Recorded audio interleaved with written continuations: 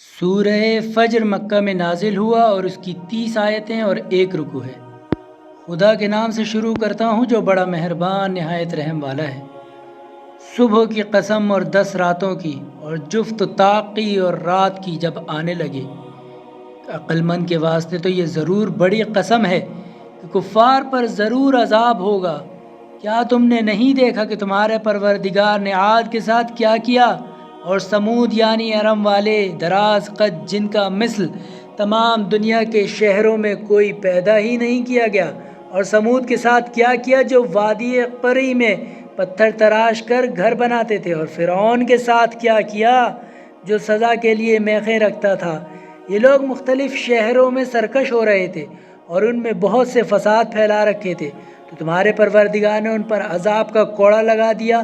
بے شک تمہارا پروردگار طاق میں ہے۔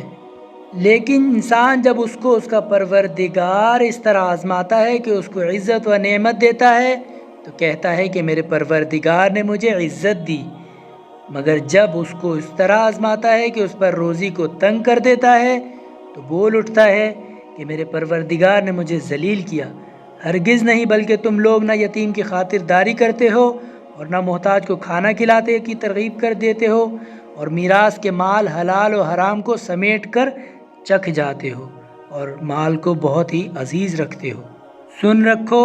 کہ جب زمین کوٹ کوٹ کر ریزہ ریزہ کر دی جائے گی اور تمہارے پروردگار کا حکم اور فرشتے قطار کے قطار آ جائیں گے، اور اس دن جہنم سامنے کر دی جائے گی، اس دن انسان چونکے گا، مگر اب چونکنا کہاں فائدہ دے گا۔ اس وقت کہے گا کہ کاش میں نے اپنی اس زندگی کے واسطے کچھ پہلے بھیجا ہوتا، تو اس دن خدا ایسا عذاب کرے گا کہ کسی نے ویسا عذاب نہ کیا ہوگا، اور نہ کوئی اس کے جکڑنے کی طرح جکڑے گا۔ اور کچھ لوگوں سے کہے گا، اے اطمینان پانے والی جان،